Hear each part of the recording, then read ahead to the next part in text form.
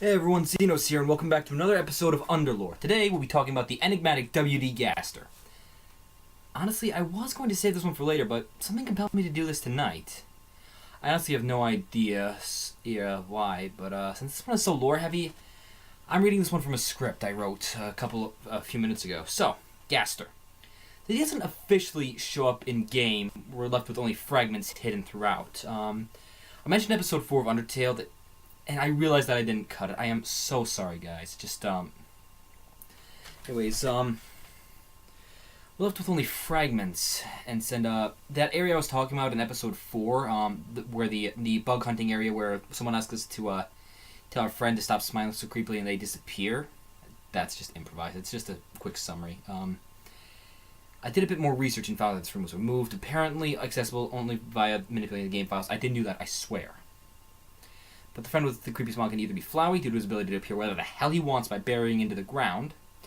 Chara, the fallen human, due to her being thought that they follow you from the moment you follow you around from the moment you enter the underground. I'm sorry, guys.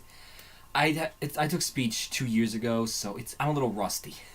Normally I just rant. But anyways, Gaster due to his sudden disappearances. But first, we need to ask ourselves, what kind of monster is WD Gaster? Based on the sprite everyone accepts as Gaster. I'm not putting this through HitFilm, so pause the video and look it up for yourself. No, seriously, pause the video. All done? Good. So, due to his sprite, people think he's a skeleton like Sans of a Papyrus, with one major difference. People depict him in fan art as having 2 holes in his hands, but what if they're not holes, but eyes?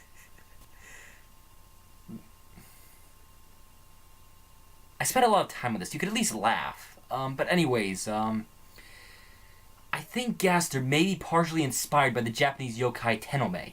The Tenome is a creature with eyes on its hands. A better explanation of Tenome would be that's why. Anyways, when I did this, I was hiding the eyes they're really bad, I know. But anyways, for the layman, a good description of the Tenome would be the Pale Man from Pan's Labyrinth. If you don't know the Pale Man from Pan's Labyrinth, then well, I honestly have no idea how else to describe him. But anyways, and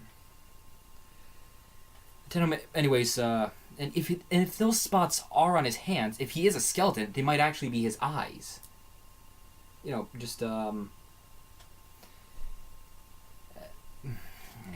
but that's just speculation on my part. Whether or not he does have eyes on his hands is irrelevant, but the hands are still important. Where was I? Sorry, I have it at I normally have my Microsoft Word at like 150 zoom, but since I have my camera here and then Microsoft Word there, I still can't believe that I actually did this. I'm sorry. I'm gonna be laughing a lot because just looking at my hands, it looks so bad. I'll stop. I swear, I'll stop. Anyways, let's see. Here we are. Some people believe that his name is actually a combination of 2 fonts, similar to a Sans of Papyrus. Wingdings and Aster. You can just open your own Microsoft Word and look up the 2 fonts and the differences between them.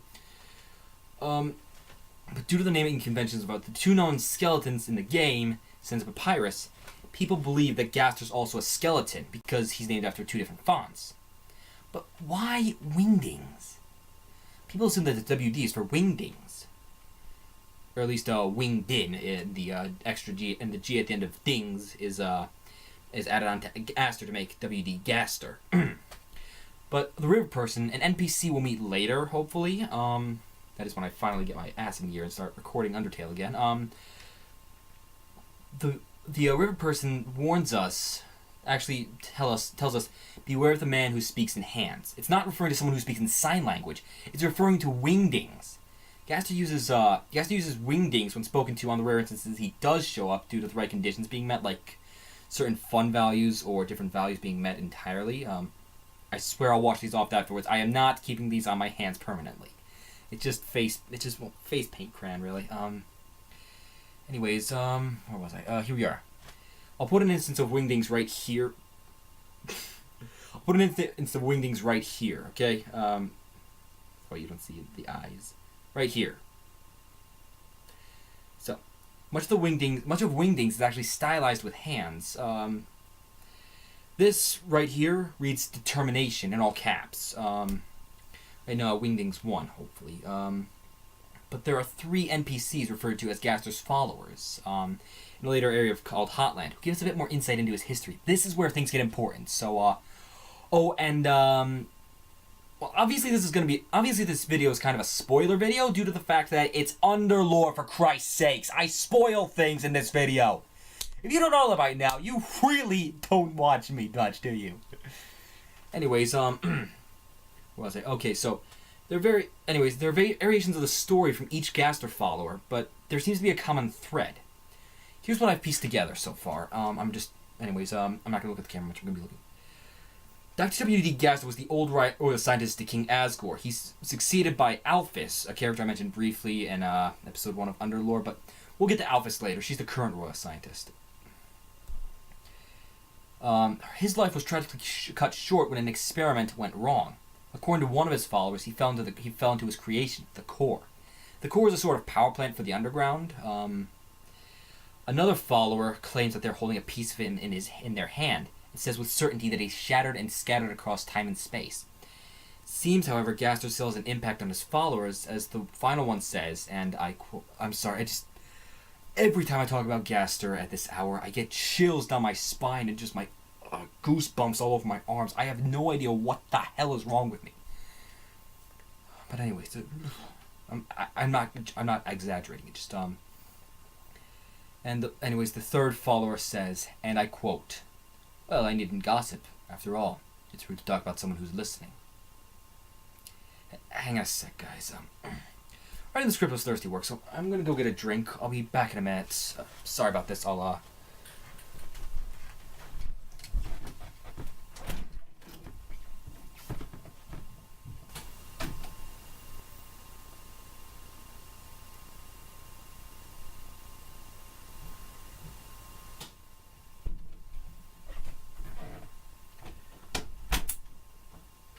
Hang on a sec. Was my camera running? I could have sworn I stopped that.